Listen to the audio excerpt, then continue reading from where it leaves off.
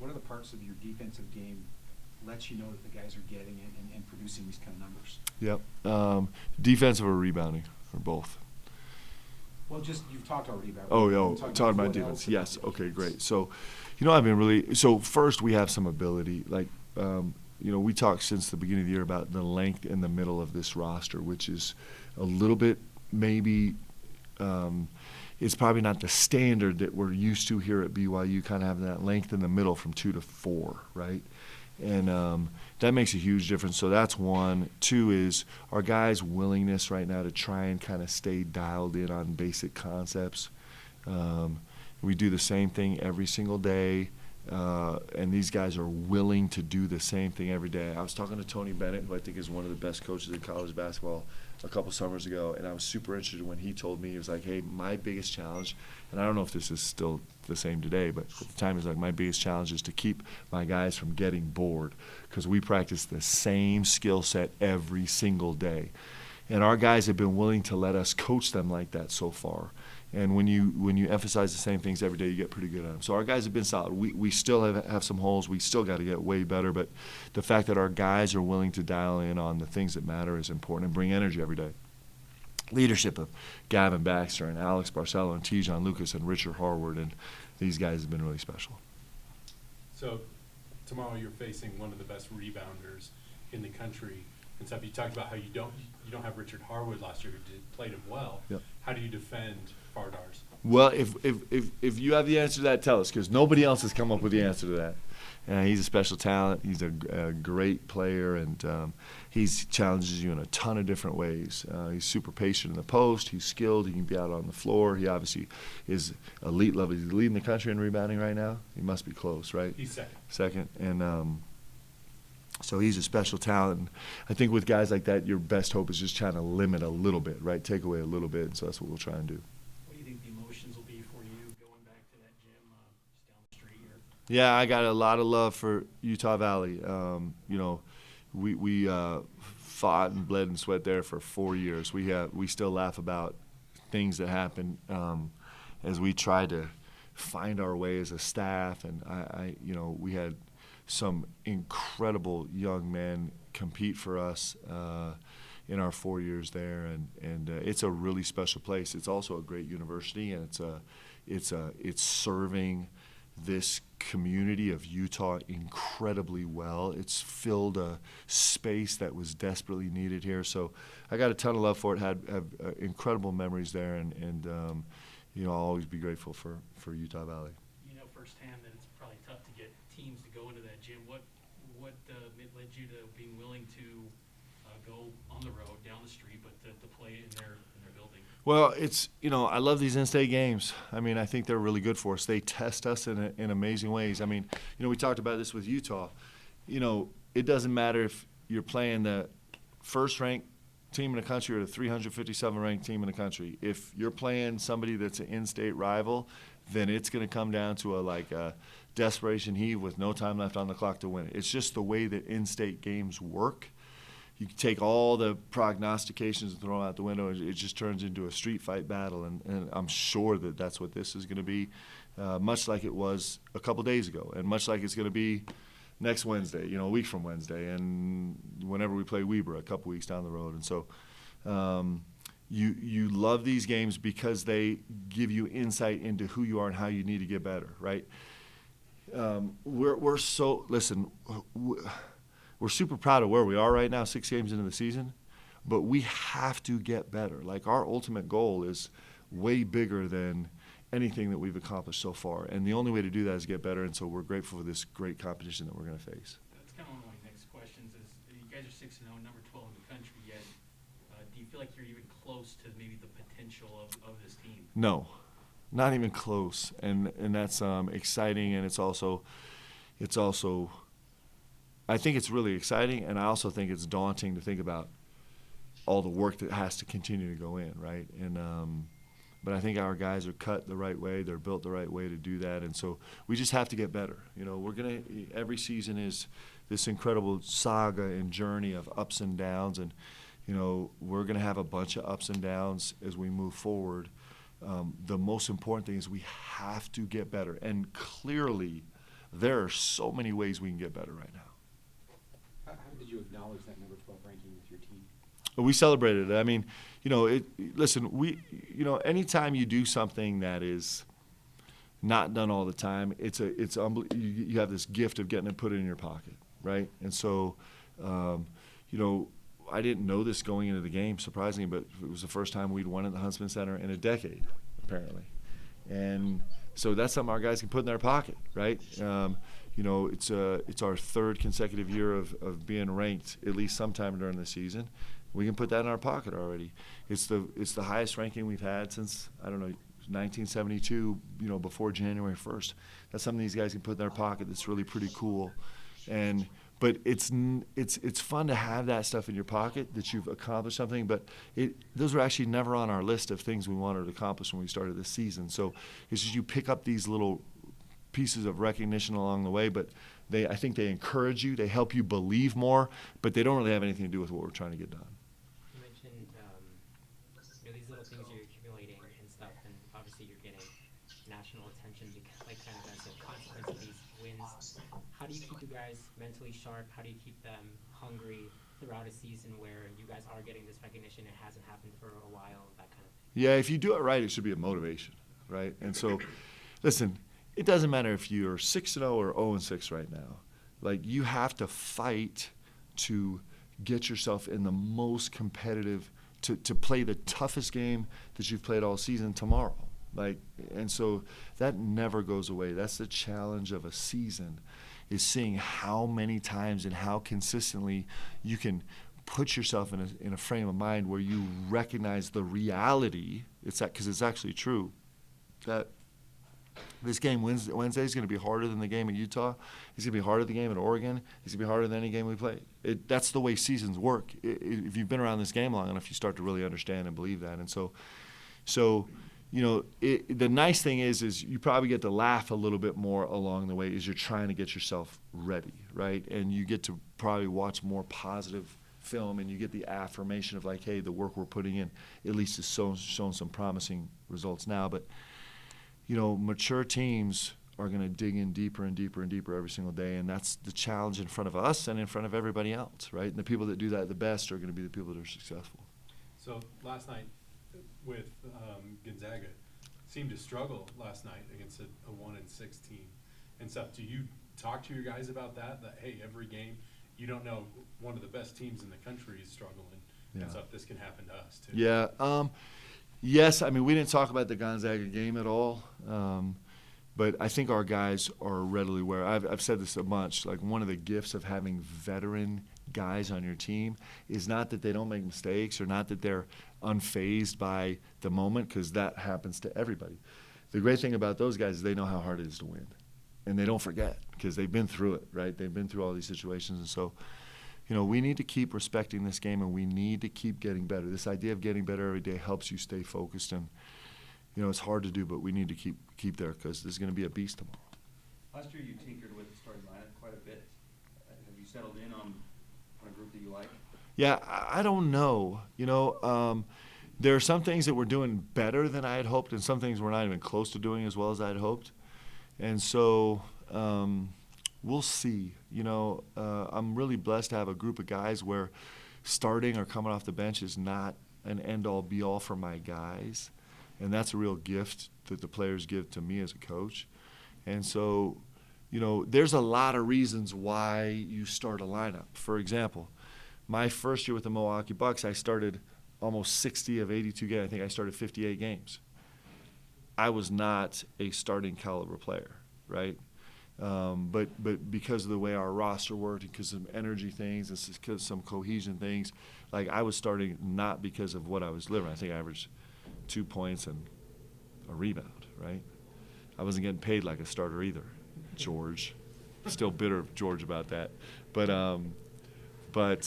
so that's a real luxury when you have a roster that's more interested in trying to put the best product they can on the floor. So we'll see. I just don't know. I'm still learning so much about this team. There's still a lot of things about this team I haven't figured out yet, which is a little bit of an indictment on me. As a coach, do you lean more towards having a cohesive unit that knows their role, or are you looking to play the matchups on the opponent? Both. I think they're both really, really important. And, you know, the one thing is we dig deep into our bench before the first media timeout, right? So it's not like I'm cut down to 7 guys and we're playing our starters all, you know, 34 minutes a game, right? We're getting through a rotation pretty quick for a lot of different reasons. And so, you know, it's part of it is matchups. Like you'll see me, I mean, it's not hard to tell that I'll lean a certain direction with the minute load with guys based on the feel of the game and kind of the issues at hand in the game. I mean, it's not hard to kind of decipher where my mind is on that, and that changes from game to game. What's the latest timetable that you've heard on Harvard and also maybe Dowdell too? Yeah. So Jeremy is getting closer. So he's kind of a 6-week deal. And we just don't know about Richard. What we know is that he's had, you know, he's got more energy. He's back to kind of giving his hype speeches before the game, but it also takes a toll on him. So that's just what we've been told is that it's just going to be a kind of wait and see and wait and see and wait and see. So I don't think it's happening. I don't think we'll have him back sooner rather than later. I don't think it's going to be a week away, but we're still super hopeful. We need him. Like, he's a big difference maker. We're missing a lot with him right now. So it's still not a season-ending? No, I don't think we're there yet at all. I hope not. Talk about your backcourt chemistry. Yep. And stuff. How is it where you want it to be, or Yeah. how is it progressing? Well, in terms of Tijon and Alex, they're getting to know each other every single day. The amazing thing about those two young men is they are 100% willing. Like, they're not trying to hold on to anything. This Tijon Lucas is a special soul. I kid you not. He is, like, I shake my head every single day. Like, I love this kid so much, and he just is worried about the right things. It's really impressive. And Alex has been that way for 3 years, right? And so those two guys just trying to make plays for our team and for each other and not really concerned about, Alex Barcelo, is one of the leading scorers in the country and goes to Utah, and because of the game plan, which is understandable, they say, hey, we're going to be out to help on him. That doesn't get his normal kind of repertoire of opportunities. And, like, you never saw him get distracted or flinched or upset about it or worry about it. He's just trying to win. And Tijon is such an unbelievable facilitator to make that happen too. So those guys are really good. Still trying to work in, like, this Seneca Knight's going to have a huge role here. Trevin Nell's going to have a huge role. Spencer Johnson, his role is still evolving. All those guys in the backcourt are going to have a huge impact for us. How important will these 2 games on the road to get off to better starts than you did against Utah where you're down 7-0 quick? Yep. Just maybe the importance of a fast start getting out of the gate strong. Yeah, I think we were a little bit of a slow start team last year too. Sometimes there was a thing that came out where, it's interesting how you just try and cook the numbers to make yourself seem like a smarter coach. So there's a graphic that came out that said that we were one of the best halftime adjustment teams in the country, and that's a super positive way of saying coach doesn't get his team ready to play from the tip. It's important. It's always important, especially we're going on the road, and we'll be on the road a lot. I think Utah State's our only home game in the next, I don't know how many games, guys, a lot of games. So, yeah, so it's important. The one thing that is a gift to me, this team gives me as a coach so many gifts, and one of them is these guys are proven frustration to fight guys. So, my daughter Avery is a tennis player. I get to be a tennis dad, right? And so one of the things that was super interesting as she was growing in her tennis game was just this realization that, like, hey, you know what? I can be down 4 games or I could be up 4 games and I can figure it out. And these guys have given us the opportunity to be like, hey, we're super confident. We get down 7-0. If we're down 0-7, it's like, we know these guys will figure it out. We know they're not going to go sideways. We know they're not going to get nervous and distracted. We know that they're going to not give in to frustration, but they're going to turn it into a fight. And these guys have proven that, and I believe in them that way. And so while we want to get great starts, I'm not afraid of bad spells in the course of a game. You're going to have them, and these guys respond really well. If you have on one hand the game plan, and then on this side you have your players' ability to adjust, kind of leave it up to them, are you here trying to figure out how much to make the changes or let them figure it out? Yes, you know, it's interesting. So one of the most common things you'll hear with coaches is, especially coaches that want to play like us, like we don't want to run plays, we want to teach our guys how to play. There's a philosophical, you know, there's a difference there. Some guys are play running guys that want to call every play, and some guys don't want to call any plays. So in my coaching life, I have been too hyper reactive to try and take back the reins, right? To try and fix it myself with play calling. And, you know, probably I would have helped my team more if I gave them some more space to be like, it's okay, hey, let's just focus on, instead of me taking the reins and starting with play calling, let's just reinforce some of the principles about how we play that are going to be important right now in this moment, right? There's a little difference. And something I like to get better at. But yeah, I'm somewhere in the middle of, you're always debating about, hey, is this the moment where I need to take the reins and help these guys more, or do I need to just reinforce what they're doing and trust them that they're actually ready to make these plays? And putting the ball in Alex and Tyshawn's hands Yes. makes you seem a lot Yes. smarter, right? Yeah, it does. It does. And so actually, you know, we have a bunch of, I mean, listen, you guys are watching the games. Like, we're doing a lot to kind of keep the balls in their hands a higher percentage of time than just the natural flow of the offense would allow, and that's smart for this team. After the Oregon game, you mentioned that you didn't kind of see that game as singular. You saw it as the end of a 3-game stretch. Is that something that you do generally with the whole season, conceptualize it into little chunks? And what's the chunk now, and what's the future chunk? So we got 3 games left in this stretch. So it's 4 games. It's at UVU, it's at Missouri State, it's Utah State here, and then it's at Creighton essentially. And so it's the next 2 weeks, and then we'll kind of reevaluate where we are. We'll when you're trying to dig through data of a game to analyze where you're going and what's working and what's not, like analytically, sample size is important. And you're tempted to go back after one game and kind of like rip everything to shreds. But the sample size is so small, really, from a game, especially when you get into anything specific. So, and we have a natural break with finals, so we'll get through these next 2 weeks, these next 4 games, kind of this 5-game run, and then we'll reevaluate kind of where we are and see what the numbers are telling us to tweak and what bodies are telling us to tweak. Is there anything, kind of, might be a little bit of a weird question, but you mentioned that there's a little bit of a cold going around the team. Mhm. Is there any concern that it's not a cold, that it's COVID? No, our guys are getting tested, so that's the first thing that happens. And thankfully, Gavin was running around and be like, it's got to be Omicron or whatever. But no, it's not. He's been tested. He's fine. So it's just, it's actually super wonderful that we're just back to having a cold, right? And that's really great. And this is something every team goes through every single season. You have it once or twice where teams kind of dealing with a little bit of illness, and that's where we're at. Coach, wanted to quickly ask you about the Missouri State. Is that a home and home series, or is it just a one-off game? It's a home and home, and Next year? yeah. So they'll be back here next year. I had to think about that for a second. Like, wait, is it a home? It's a home and home. I hope that's right, because they're going to be really upset with me if it's not.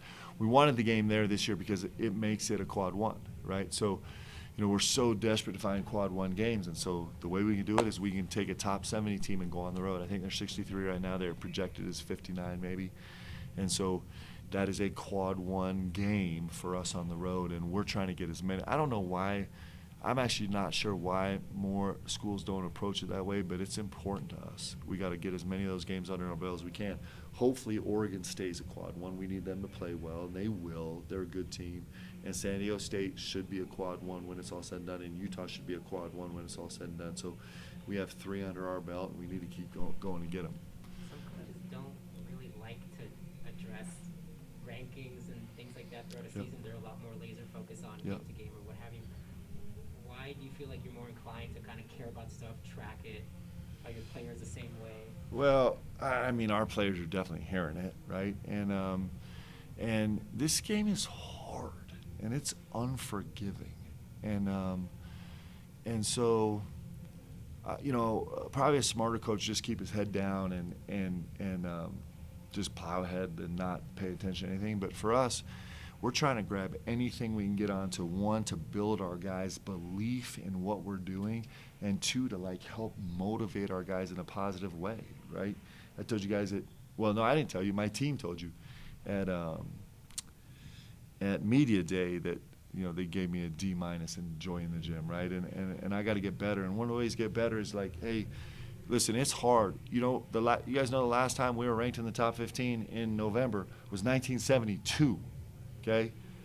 That was my birthday. You guys are all younger than me, so you guys weren't there, but I was actually, you know, I was actually like, I was born in September, so I was 2 months old. I was 2 months old the last time that we did this at BYU, and these guys should celebrate that because it doesn't come around. I mean, it's 50 years. It's crazy. So, you know, if you can't celebrate things that happen once every 50 years, then you're just not. You're going to miss it. I don't want these guys to miss it. We actually had the conversation on our team because every team is fighting with all the distractions. Every team has issues. You know, we had a no-loss November here at BYU, and don't get tricked that our teams have no issues on them. Every team has issues. It's just how well the players on the team are willing to manage those issues, right? And so we talked about it yesterday. Like everybody, you know, nobody who comes out of our game having gotten everything they personally wanted out of the game. It never happened, ever. Doesn't matter if you scored the most points, you're like, I should have got more shots, I was hot, or you didn't get to play, you're like, if I had played, we would have won by 20 instead of 10, right? Nobody ever gets everything they want out of the game. And you know, but what I urge the guys right now is like, I know that everyone carries around frustration every day. That's what it means to kind of that's what you're putting on the altar for the team every day, right? But don't miss this. This hasn't happened in 50 years. That doesn't mean anything good's going to happen tomorrow, but don't miss it because you can't go get this anywhere else. This is pretty awesome. So we're really stressing that right now, and we use it. Like, I don't think it's making our guys soft or full of themselves. I think it's making them more urgent. That's the hope, is it makes them more urgent. What do you learn about your team? I mean, you guys finally went to a true road game, obviously, up at Utah. I think I read something from Ken.